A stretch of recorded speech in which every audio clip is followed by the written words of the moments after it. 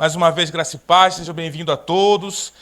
Vamos de Bíblia. Amém. Vamos para mais nessa noite. Jeremias capítulo 18. O tema da nossa palavra de hoje é Descendo a casa do oleiro. Descendo a casa do oleiro. Jeremias capítulo 18. Nós vamos ler do verso 1 ao 6.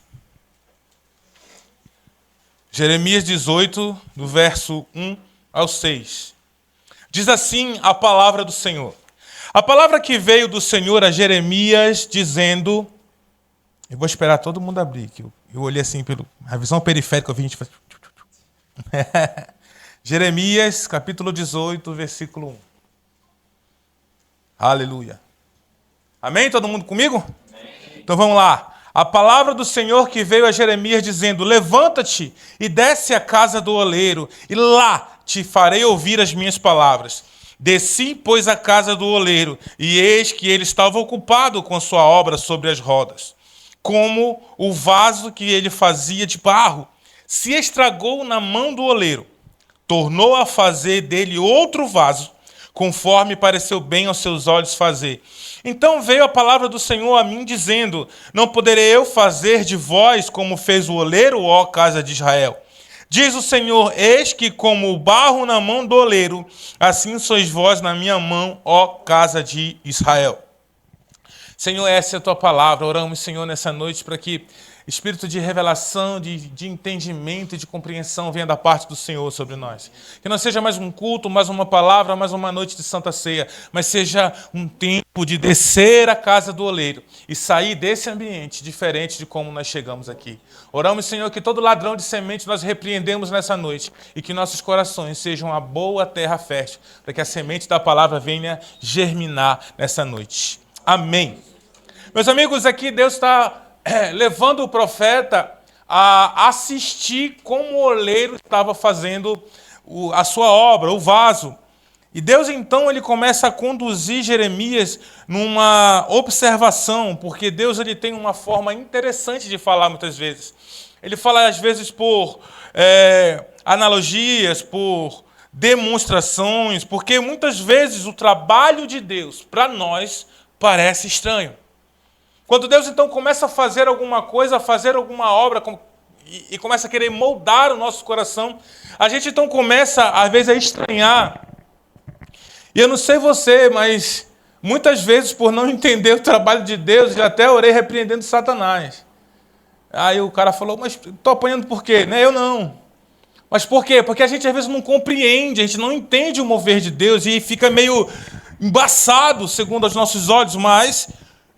Deus, então, ele traz essas demonstrações, essas ilustrações e essas alusões para que a nossa mente cartesiana, pequena, finita, consiga, então, entender a grandiosidade da mente divina. Consiga, então, pelo menos acompanhar o processo de ensino que a mente de Deus tem e faz. Jesus também usou a mesma linguagem através de parábolas para explicar e conduzir o povo ao entendimento. Jesus ele começava a dizer, olha, o reino de Deus parece-se com alguma coisa. Aí ele cita, o reino de Deus é como se fosse. Então ele começa a... Deixa eu centralizar aqui por causa da... Então ele começa a usar de exemplos, para que a gente comece a entender aquilo que Deus está falando, fazendo e como ele quer comunicar com a gente. Então, por muitas vezes, Deus faz isso, para nos convidar a entender o que ele está fazendo. E a primeira coisa que a gente vê nesse texto, Deus faz um convite ao profeta. Ele fala, desce à casa do oleiro e lá eu vou falar com você. A primeira coisa que a gente vê nesse texto aqui é que eu preciso querer entender.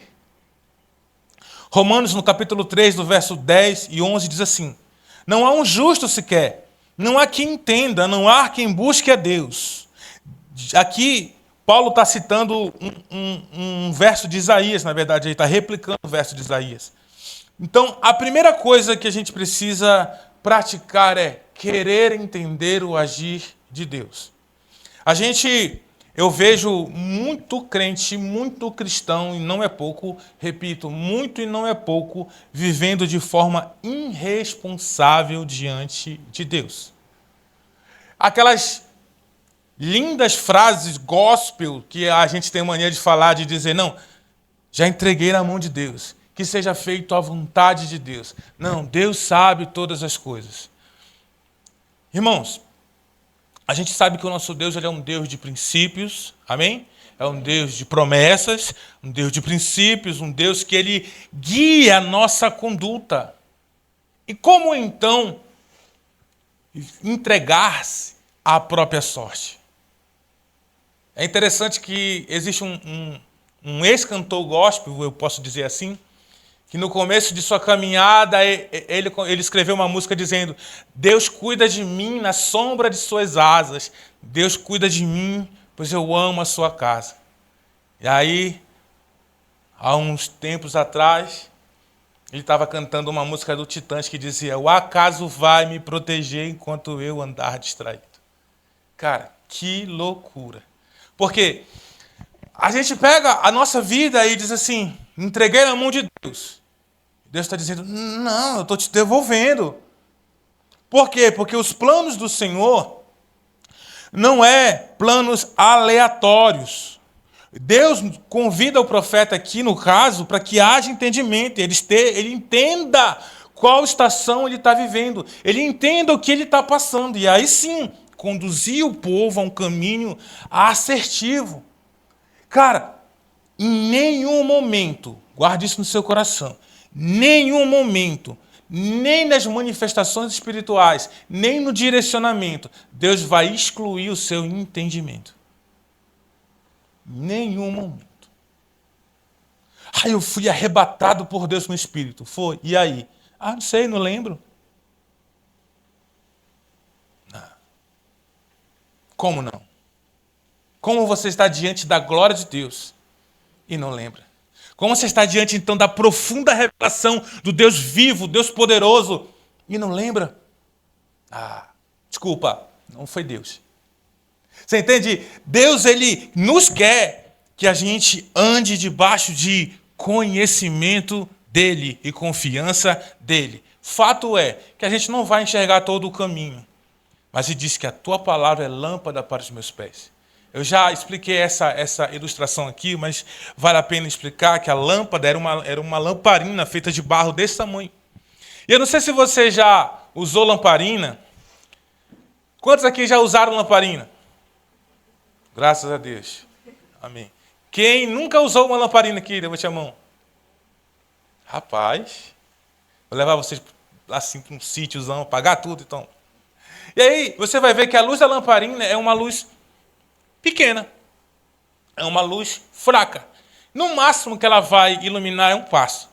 Você está com a lamparina aqui, e ela vai iluminar, acho que um raio de menos de 1 metro. E aí você vai ver sempre um passo. Então, o que isso nos mostra o Salmo?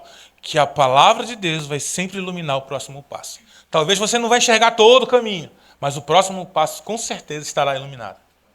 Então, isso fala que Deus quer que a gente ande de forma com entendimento.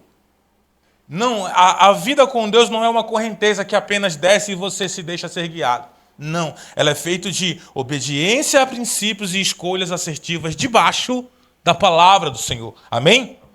Então, quando ele faz esse convite para que Jeremias desça a casa do oleiro, ele está fazendo assim, olha, cara, você precisa então agora vir querer descer a casa do oleiro, querer ter esse entendimento, querer começar a entender. Por quê? Jeremias, ele faz parte ali da galera do profeta do cativeiro ainda. Então ele está ainda com o futuro incerto. O que vai ser agora da gente? Tudo aconteceu, a mão de Deus pesou sobre a nação de Israel, vários juízos, várias sentenças de Deus se cumprindo na vida do povo de Israel, e ele ali também, se perguntando, Deus, e agora? O que vai ser, o que vai ser, o que vai ser? E Romanos, no capítulo 11, diz assim, verso 33, diz assim, ó profundidade das riquezas, tanto da sabedoria como da ciência de Deus, quão insondáveis são os seus caminhos, quão inescrutáveis os seus caminhos, pois quem jamais conheceu a mente do Senhor, ou quem fez o seu conselheiro. E aí, há no nosso meio uma alimentação de um pensamento que não é bíblico. Eu já vi tanta gente falando assim, usando aqueles versos de Deuteronômio que diz assim: as coisas reveladas pertencem a nós, porém as ocultas pertencem ao Senhor. E aí, um monte de crente começa a abraçar esse verso do Antigo Testamento e dizer assim, tá vendo? Tem coisas que é mistério de Deus para a nossa vida. Mistério de Deus para a nossa vida. Se você começar a ler as cartas de Paulo, você vai ver que o mistério foi revelado. Qual era o mistério de Deus? A igreja. No Antigo Testamento, a igreja era um mistério oculto aos profetas. Eles não saberiam o que iria acontecer. Eles tinham um apontamento.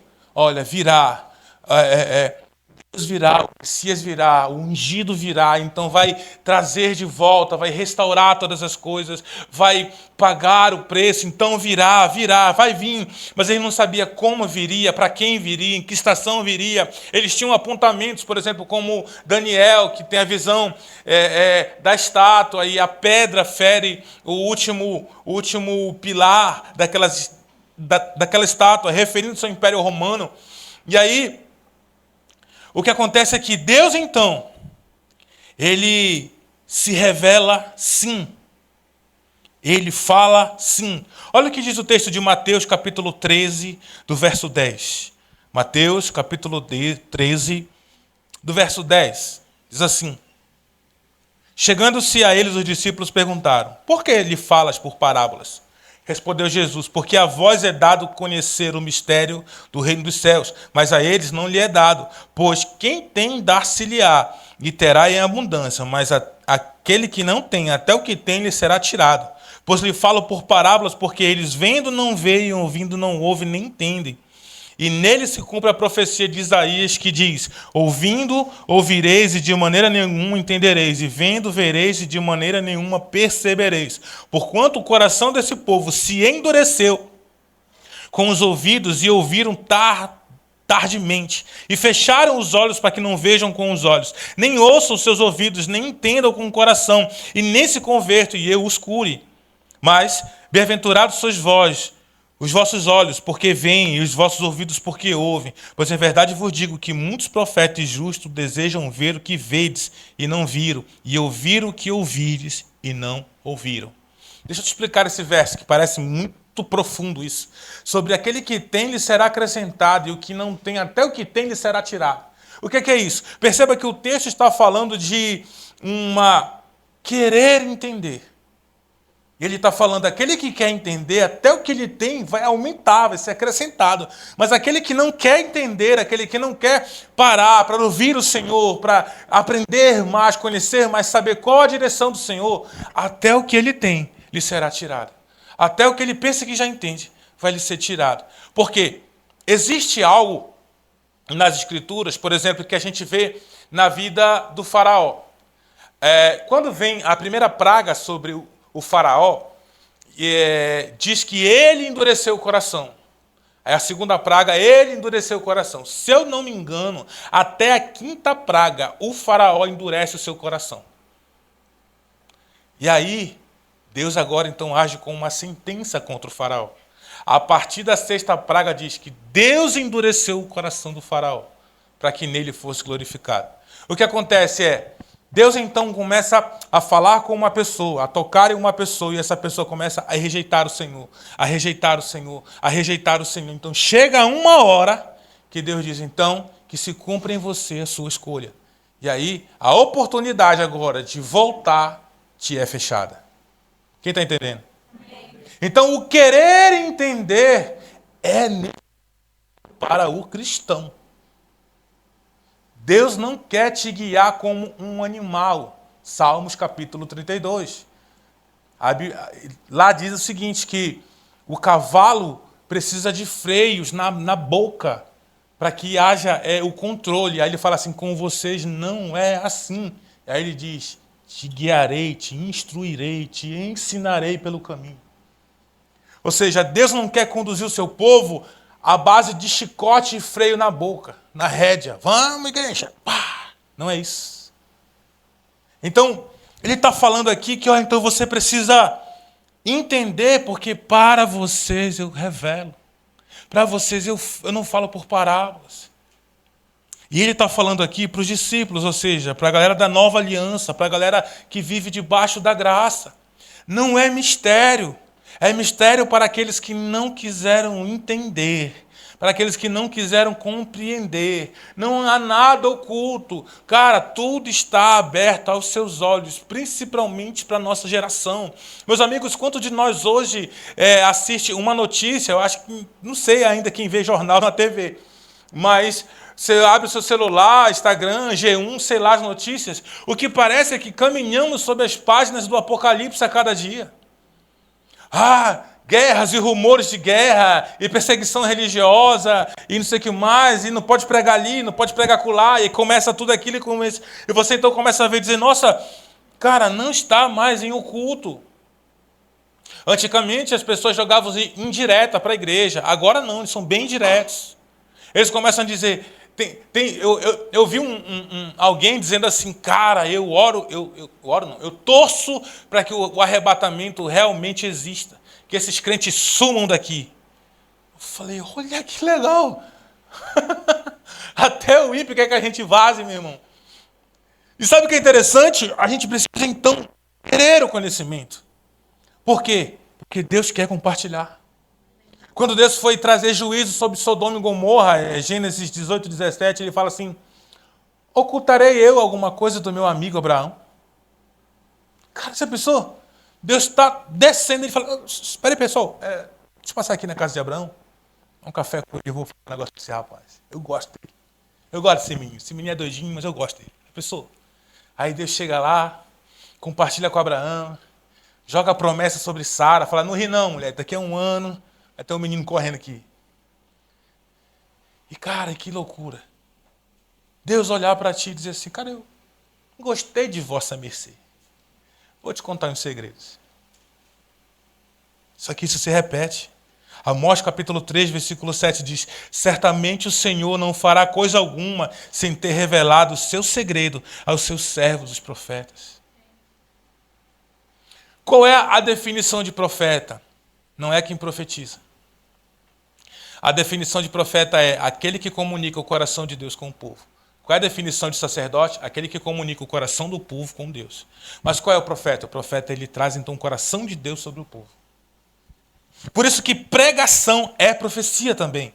Então Deus quer revelar-se a você. Ele quer guiar você em sabedoria, em conhecimento. Por exemplo, o livro de Apocalipse, a palavra Apocalipse quer dizer revelação. E a palavra revelação quer dizer retirar o véu. Então, o que é retirar o véu para nós? É o abrir um acesso. A morte de Jesus, ela abre um acesso de relacionamento. Agora, a Bíblia diz, tende, pois, ousadia e confiança ao entrar diante do trono da graça de Deus, para alcançar favor em ocasião oportuna. Ou seja, agora você tem acesso ao Pai por Jesus. A Bíblia diz que ele é o caminho, então o véu te foi rasgado. Olha o que diz mais a Bíblia, no próprio livro de Jeremias, mais na frente, Jeremias 33, 3 diz, clama a mim e responder-te-ei, anunciar-te-ei coisas grandes e ocultas que não sabes. Olha isso. Qual é a senha então para conhecer o profundo de Deus? Clamar,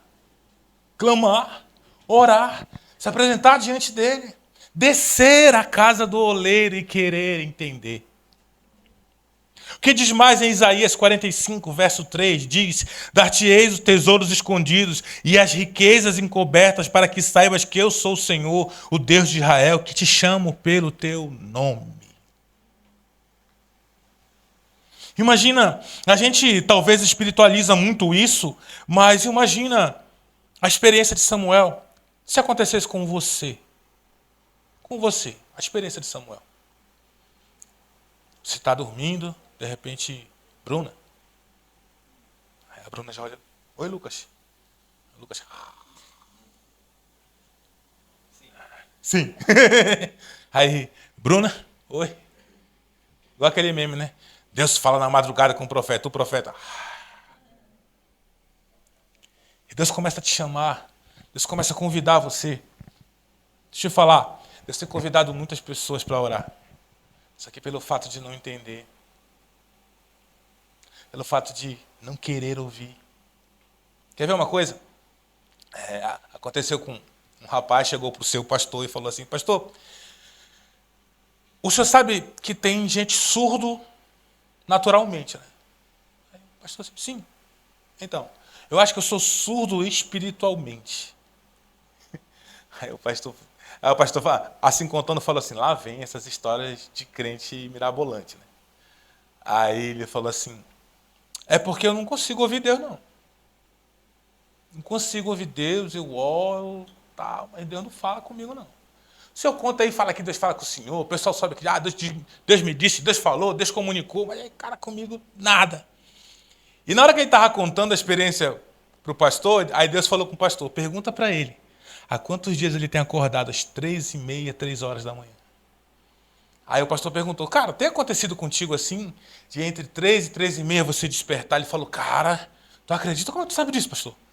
Porque, cara, tem mais de um mês que eu acordo entre, não é 4, não é 3 e 3h30. Eu acordo sem sono e fico, meu Deus, e tal. Aí o pastor fala assim: e aí o que acontece? Aí me dá uma vontade de orar e ler a Bíblia, sabe, assim, 3 horas, 3h30. E o que você faz? Eu volto a dormir. O pastor diz: filho, você não tem surdez espiritual, você tem estupidez espiritual.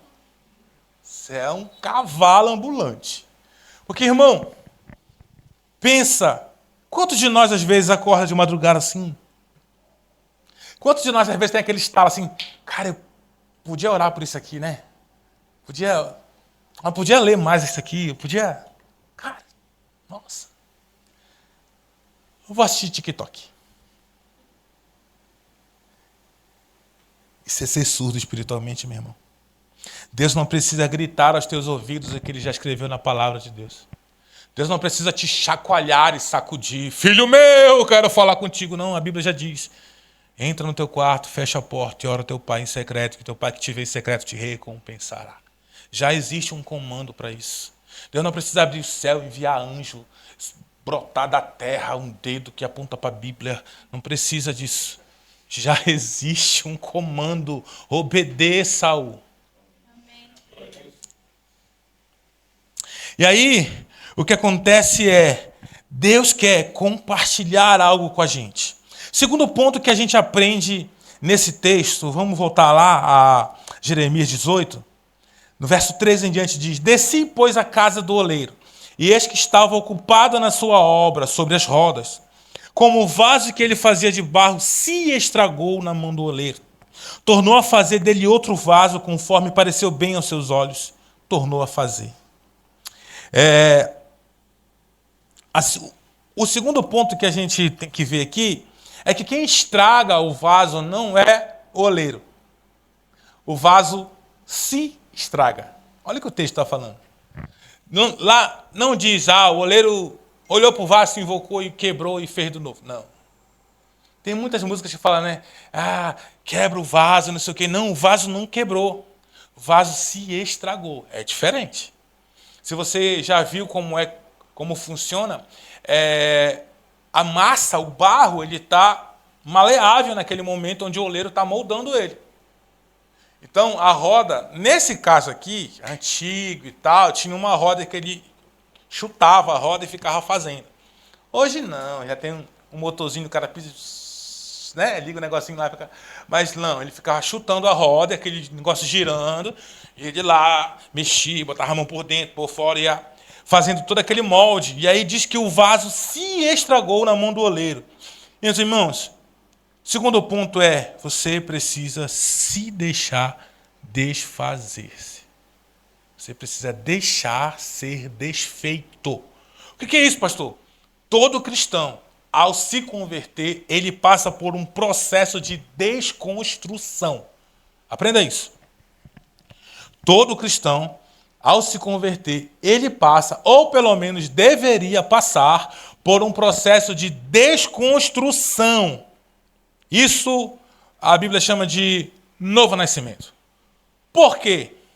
Olha o que diz a palavra em Efésios capítulo 4, versículo 20. Efésios 4, 20 diz assim: mas vós não aprendeste assim a Cristo. Se é que vós ouviste e neles foste instruído, conforme é a verdade em Jesus, a despojar-vos quanto ao procedimento anterior do velho homem, que corrompe pelas concupiscências do engano, a vós renovar no espírito da vossa mente, e a vos revestir do novo homem, segundo Deus foi criado em verdade, justiça e santidade. 2 Coríntios, capítulo 5, versículo 15 diz: e ele morreu por todos, para que os que vivam, não vivam mais para si, mas para aquele que por eles morreu e ressuscitou. Por isso, daqui em diante, a ninguém mais conhecemos segundo a carne, e ainda que tenhamos conhecido Cristo segundo a carne, contudo, agora já não o conhecemos desse modo. Pelo que, se alguém está em Cristo, nova criatura é, as coisas velhas já passaram, e eis que tudo se fez novo. O que acontece é o seguinte: todos nós, existe uma definição de caráter. Caráter, essa definição diz: caráter é a soma de influências boas e ruins que adquirimos segundo o curso de uma vida. Como que isso pode ser representado? Você tem uma folha branca. Você nasce uma folha branca. E as suas experiências, a sua educação, a forma com que você é criado, a forma com que a família que você tem, a forma com que a sua família se alimenta, tudo isso faz diferença, irmão. E isso vai escrevendo coisas na folha branca. Então você vai começar então a agora ser moldado segundo a área de influência e suas experiências. O que acontece então? Que quando você recebe a Cristo, tudo isso pode ser invalidado. Por quê? Porque as coisas velhas já passaram e eis que tudo se fez novo. Agora, obrigado, Deus te abençoe, querida. Então, agora os nossos sistemas de regras e valores começam a mudar. Por exemplo, existem sistemas de regras e valores terríveis no mundo, meu irmão. Existem coisas completamente corrompidas e perversas, no qual você não tem noção de como funciona. E aí, quando você recebe a Cristo, conhece a Jesus, então tudo isso tem que ser transformado. Agora, perceba um negócio: não é um upgrade, é uma mudança. Deus não quer te melhorar, Ele quer te transformar. Deus não quer que você receba apenas uns adornos. Ele quer fazer um vaso novo. Todo o contexto bíblico diz assim: olha, se alguém está em Cristo, nova criatura é. As coisas velhas já passaram. E eis que tudo se fez novo. Deus não quer então pegar a tua forma, o teu jeito e melhorar. Pessoas que dizem assim: não, o cara é tão bonzinho que só falta Jesus na vida dele. Ei, calma aí, querubim ungido. O que acontece é que, por exemplo, quando a gente vê pessoas que fazem aquelas orações, eu desafio, e aí põe um dinheiro no envelope, e aí faz um propósito e tal, e tudo certo quanto a propósito, tudo certo a favor de propósitos e desafios, ok, beleza. Mas o que isso gera em você? Eu estou colocando Deus na parede, aleluia, porque Ele tem que fazer a minha vontade. Sabe o que é jejum? É você calar a sua carne, para você ser moldado segundo o coração de Deus. Jejum não é quebra de braço na vontade de Deus. Eu vou jejuar e Deus vai fazer a minha vontade. Ei, calma, poeirinha do mar. O que é? Jejum é a minha carne sendo calada, sendo esmiuçada, sendo dominada. E aí sim, e agora com a carne no lugar dela, eu posso ouvir a Deus claramente na direção que Ele quer. Amém. Então, o que é isso? É uma nova mentalidade. Entenda então que se o processo de mudança, de transformação não é fácil, Imagina você caminhar com algo que você aprendeu a vida inteira e aí descobrir então que é errado, não é certo. Deus não se agrada daquilo. Quantas pessoas hoje têm as suas ideologias, têm as suas formas de pensamento? Quer ver uma coisa? Eu vejo muito, principalmente em mulheres, jovens e adolescentes. Agora vão me chamar de machista. Eu sei. Amém. Tá tudo certo. Crente que não é cancelado não, é crente, aleluia. Mas aí o que é que acontece? Muita mulher, e eu conheci muitas assim, que diz, eu quero ter o meu filho, a minha filha. E aí viver a nossa vida só nós duas. Trabalhar, sustentar a minha filha e tudo certo. Não quero casar não. Eu quero isso, não quero aquilo. Aí converte. Aí descobre que um dos maiores propósitos de Deus para um homem e para uma mulher se chama família. Se chama filhos. Irmão, se tem uma coisa que Deus ama, é a maternidade e a paternidade. Deus quer muito que você tenha filho. Deus quer muito que você construa famílias saudáveis. Deus quer muito que você seja um bom pai, uma boa mãe. Deus quer muito que a sua família seja feliz. Deus quer muito que os seus filhos possam exalar a presença de Deus. Deus quer muito isso, meu amigo. Se tem uma coisa que Deus quer, é famílias. Toda a estrutura de uma sociedade, e principalmente da igreja, está fundamentada em família. Quem eram os 12 apóstolos? Primos, irmãos, amigos próximos. Quem foi a primeira igreja? Primos, irmãos, amigos próximos. Por que você via as confusões no livro de Atos? Paulo brigou com Barnabé por causa do João Marcos, e aí o Barnabé falou, eu vou ficar com o João Marcos. Eu vou cuidar desse menino. Porque era sobrinho dele, ele não ia deixar o menino na mão. Aí Timóteo, Paulo vê o jovem Timóteo, e aí a avó dele, a mãe dele, todo mundo começa a dizer, olha, o menino é bom. Leva para o ministério que o menino é bom. O menino garante. O menino é bom. Sabe aquela coisa de mãe dizer, meu filho é crente. Pastor, se o senhor levar, o senhor vai ver o que é crente. Meu menino, pode levar. Ou seja, o que acontece é que a família, essa percepção de mudança, quebrando paradigmas, é a vontade do Senhor, que tudo se faça novo. E existe então uma guerra sobre isso. Existe então uma guerra na nossa geração contra a família. Existe um trabalho gigantesco de Satanás para desmoralizar a família. A família está fundamentada em 2 pilares, em um homem de verdade e uma mulher de verdade. O que acontece? Destrói então esses 2 pilares, desconstrói então uma masculinidade saudável, uma masculinidade forte, mas saudável, e destrói então uma feminilidade para mudar esses polos. O que acontece então? Aquilo que seria por suporte se torna frágil, tudo desaba, porque nós não nascemos para ser disfuncionais. Amém? Então o que Deus quer? Deus quer restaurar algumas coisas, mas Ele quer fazer novo dentro dos nossos corações. Dentro dos nossos corações Ele precisa construir a vontade dele. Deus precisa construir, então, os seus princípios dentro do nosso coração. Então, perceba que o vaso, ele se quebra na mão do oleiro. Sabe, o oleiro não quebrou o vaso, mas ele pressionou o vaso para que o vaso, então, começasse a deixar de ser moldado. Agora tem uma grande coisa. Esse vaso precisa estar maleável. Esse vaso precisa estar apto para receber as mãos do oleiro. Esse vaso precisa estar, então, molhado, umedecido esse barro, para que, então, possa ser moldado e segundo as mãos do oleiro, porque o texto que lemos diz o seguinte, o vaso se desfez e o oleiro recomeçou a obra como havia em seu pensamento. Deixa eu te falar uma coisa, talvez você idealizou uma vida, talvez você idealizou algo que o oleiro diz, eu não quero que esse vaso seja assim. Talvez você falou, não, eu vou ser assim e tal, essa vai ser a minha vida e tal, e é isso, eu vou ser assim, eu vou ser assim.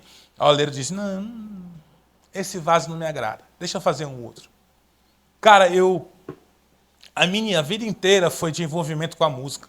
Eu me lembro de caminhar no meio de músicos desde criança, de andar com músicos e ver gente que toca dentro de casa o tempo todo, músicos, meus tios, meu pai tocava demais, o meu irmão tocava demais, e sempre gente cantando, sempre tudo. E aí quando eu converti ali com meus 18 para 19, acho que foi isso, faz tanto tempo que...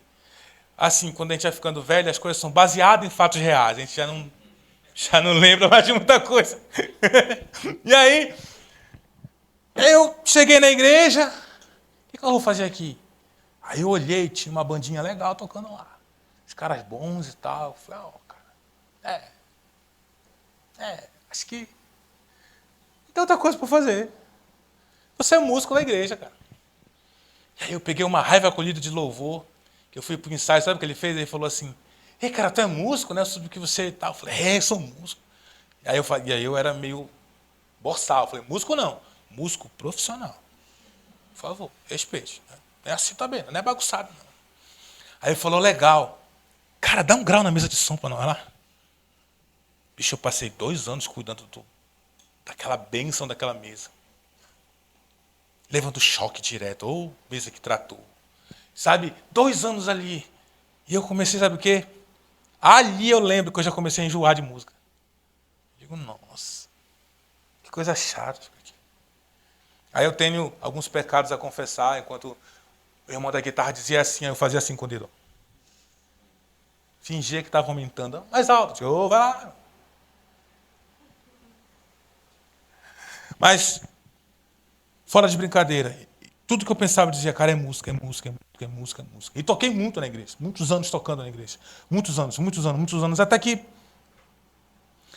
Deus começou a moldar o meu coração. Sabe o que é engraçado? Hoje eu não quero tocar. Cara, a música ela saiu de mim como... Não sei, eu não sei explicar como a música saiu de mim. Toco para suprir a igreja e tudo mais, e me entrego de coração, faço tudo, mas não é mais o que arde no meu coração, entende? Porque eu acredito então que Deus ele começou a formar em mim um novo vaso. Ele começou a moldar segundo a vontade dele. Sabe, quantas pessoas podem ter, e aí eu volto aqui ao 2 Coríntios 5,15, porque ele começa a dizer assim, olha, Cristo morreu por nós, então ele fala, então daqui por diante, ou seja, a partir da morte de Cristo, ele fala, a ninguém mais conhecer segundo a carne. Esse ninguém inclui você também. As suas habilidades, os seus dons e talentos, quem sabe não será nem usado na igreja. Quem sabe Deus vai dizer assim, olha, foi legal essa estação, mas é outra coisa, esquece isso, pula isso. Ah, mas a minha essência, Deus e tal, caída, condenada, né? Deixa eu fazer um vaso novo de você. E aí que entra a nossa, eu não sei se existe essa palavra, mas essa maleabilidade, essa estar amolecido para que o oleiro então comece a moldar o vaso que ele quer em nossos corações. Aqui diz assim também que a ninguém mais está conhecendo segundo a carne, e se até a Cristo conheceis assim, agora já não mais o conheceis. Entenda que esse texto coloca um ponto de início. Ele fala assim, e daqui por diante, agora, a partir de agora, ou seja, a partir do conhecimento de Jesus, a partir de que você se converteu, a partir da cruz de Cristo marcou a sua vida, daqui por diante, é hora de mudar. Ah, não, desde a minha infância eu conheci a igreja assim, a igreja assado, cozido. Mas Deus talvez queira te guiar de uma forma diferente. Quem sabe a sua regra religiosa está toda corrompida. Cara, eu falo isso de mim. Quantas vezes eu sentando com o pastor Eric, abrindo a Bíblia, e ele falava algumas coisas que para mim soavam tão estranhas, e eu dizia assim, falei, cara, como assim? Eu lembro do pastor Eric dizer um negócio para mim assim que eu fiquei muito chocado. Ele falou para mim assim, filho, deixa eu te perguntar uma coisa. A que nível você está comprometido comigo no discipulado? Eu lembro dessa pergunta. Eu falei assim, pastor, 100%. O que o senhor disser para mim. Aí eu disse para ele assim, falei assim, pastor, o seu conselho eu tomo como instrução. Ele falou assim. E aí era muito engraçado que ele olhava para cima assim e dizia, nossa, isso é bonito, cara. Isso é bonito. Agora deixa eu perguntar, a que nível você está comprometido com Deus igual a isso? Que um conselho de Deus para você se toma como comando. Aí eu falei, como assim? Ele falou simples. Você pecou hoje? Falei, certeza. Já abriu isso para mim? Falei, já, a gente estava conversando aqui. Falei, tá, já abriu para Deus? Falei, não. Mas ele sabe, né? Falei, não. Mas você não quer o conselho de Deus? Então você não está agindo com Deus de forma aleatória. Se é intencional, se você quer o conselho, então você chega, procura e diz o que o Senhor acha. Eu falei, é verdade. Ele falou, então, qual o teu nível de comprometimento com Deus? Porque, qual é o nosso sistema religioso? Cara, eu vou para o meu discipulado, então eu conversei com o meu discipulado, eu saio de lá leve. Uau, que discipulado massa. Uau, que palavra boa. Lá o pastor compartilhou comigo, a pastora compartilhou comigo. Nossa, que instrução, que conselho, que oração boa, tal. Top, beleza. Mas aquilo que eu compartilhei com o discipulador, ali eu abri com ele, mas eu não abri aquilo com Deus. Eu não tive o mesmo comprometimento com o Senhor. E eu preciso entender, então, que às vezes o meu sistema religioso também está corrompido. Você acha que os fariseus estavam fazendo errado?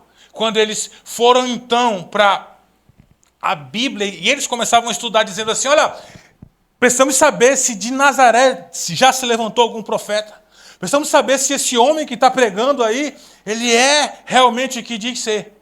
Sabe o que é engraçado? O texto mostra que eles estão ali, dentro do templo, lendo as escrituras e tudo mais, e pá, e o Messias está passando no jumentinho na frente do templo. Então, muitas vezes, a gente pode então estar com o nosso sistema de religião corrompido pela religiosidade. Irmãos, ministrando libertação, uma coisa que eu aprendi há muitos anos, nem todo mundo flui no profético. Sabia disso? Gente, fluir no profético é um preço profundo demais. Não é para todo mundo. Sério. Não é para todo mundo. Ah, mas tem muita gente profetizando. Te digo, espírito de adivinhação não é profético. Porque trouxe esse sistema de crença e colocou na igreja. E aonde que profecia a adivinhação, gente? A gente já estudou sobre isso aqui. Você entende? Entende o quanto que isso vai corrompendo a verdadeira palavra de Deus? E o quanto que esse povo estava corrompido do cativeiro babilônico, eles saem desse cativeiro com um monte de misturas gospel, digamos assim, um monte de coisas acrescentadas ao culto, um monte de coisas acrescentadas à vida cristã. Se você continuar lendo o capítulo 18, vai dizer, olha, eles começaram a tirar sorte entre si, fazer encantamentos entre si. Me rejeitaram, diz o Senhor. Mas era o povo que queria a libertação. Era o povo que queria o conhecimento de Deus. Aí o que Deus fala para ele? Não. Vamos descer todo mundo para a casa do oleiro e vamos refazer o vaso. Refazer o vaso. Perceba que o ideal do vaso não está no vaso, e sim na mente do oleiro. O propósito do vaso não está em ser vaso. O propósito do vaso está direcionado pela mão do oleiro. É ele que diz para que o vaso vai servir. É ele que começa então a dizer assim, olha, esses padrões sou eu que vou definir. Como você vai viver, sou eu que vou definir. Como você vai ser usado, sou eu que vou definir. A Bíblia diz que os dons do Espírito são para a utilização conforme o Espírito achar proveniente ou conveniente. Ou seja,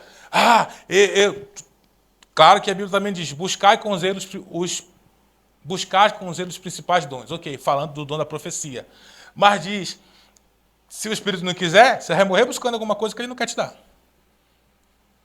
Então, se o Espírito quiser te usar, da forma que ele quer te usar, é ele que vai te guiar para isso. Qual é o nosso dever? Amolecer-se e deixar ser moldado pelo vaso. E deixar o oleiro começar a nos moldar, entende? a nos moldar, a dar forma para a gente. Deixar o oleiro trabalhar nas nossas vidas, sabe? Porque o molde está na mão dele. O padrão de Deus é diferente do nosso. O padrão de Deus é diferente do nosso. O padrão de Deus é diferente do nosso. Agora, tem um perigo. O grande perigo do vaso, e isso fará ele ser rejeitado, e talvez nunca mais ser usado, é se o barro endurecer. Aí, se o barro endurecer, só presta para ser jogado fora. Se o barro endurecer, só presta para ser jogado fora. O que eu quero te falar com essa palavra no dia de hoje? É hora de você consultar o seu coração e começar a perguntar: Senhor, o que tem que amolecer dentro de mim? O que o Senhor quer mexer? O que tem que ser tocado? Gente, tem tanta coisa que o Evangelho toca. Tem tanta coisa que o Evangelho sacode. Quantas pessoas eu ouvi dizer assim: eu não perdoo traição. Eu não perdoo quem me traiu, quem me enganou, eu não perdoo. Aí Deus fala: perdoa seus inimigos. Perdoa quem te enganou. Não, mas perdão é... Não, perdão é perdoar, gente. Não adianta a gente fazer assim: não, eu perdoo, mas quero que se lasque, que vá para longe. Não, perdoar é perdoar. Não, assim, se isso aqui acontecer comigo, aí acontece. Aí Deus fala: e aí, você vai fazer o quê? Cara, uma das coisas mais profundas que eu tenho aprendido no Evangelho de Jesus Cristo é que nós seremos portas para alguém. Aí eu encerro com isso para a gente encerrar. A nossa vida será porta para alguém. À medida com que você se deixa ser moldado por Cristo, mudado por Cristo, você se tornará acesso a Deus para alguém. Não que você vai substituir a Cristo, jamais, não é isso. Mas pensa comigo. Digamos que a gente está aqui na comunidade IT. E alguém, porventura, saiu dessa comunidade. E aí teve problemas. Mas deixa eu te falar. Se essa pessoa não achar repouso em lugar nenhum, isso acontece. Quantos de vocês vieram de outras igrejas e a galera da geração de vocês hoje não está em igreja nenhuma? Levante a mão. Olha isso. E aí você, então, está brigada com essa pessoa. Você não fala com essa pessoa. E talvez você seja o único ponto de contato que essa pessoa tenha com Deus. E você não perdoa essa pessoa. Não quero papo. Sabe, o nosso governo, como a gente falou no GC ontem, né? Nosso governo não é dessa terra, nosso governo é do céu. Nosso governo é celestial. No céu não vai ter quadrangular, comunidade ídia, assembleia batista, presbiteriana. Não vai ter. No céu vai ter a igreja gloriosa de Jesus Cristo. Aqueles que por ele foram moldados, aqueles que foram vasos feitos novos. E só existe um povo no céu, o povo que serve a Jesus. Então, claro que a gente tem muitas discordâncias com muitas pessoas. Isso faz parte daquilo que Deus revelou ao nosso coração. Mas, deixa eu te falar uma coisa, você pode ser porta de Deus para alguém. Você só precisa ser maleável. Você só precisa ser maleável à voz de Deus. Não maleável à vontade do mundo, não maleável à vontade dessa terra, mas maleável às mãos do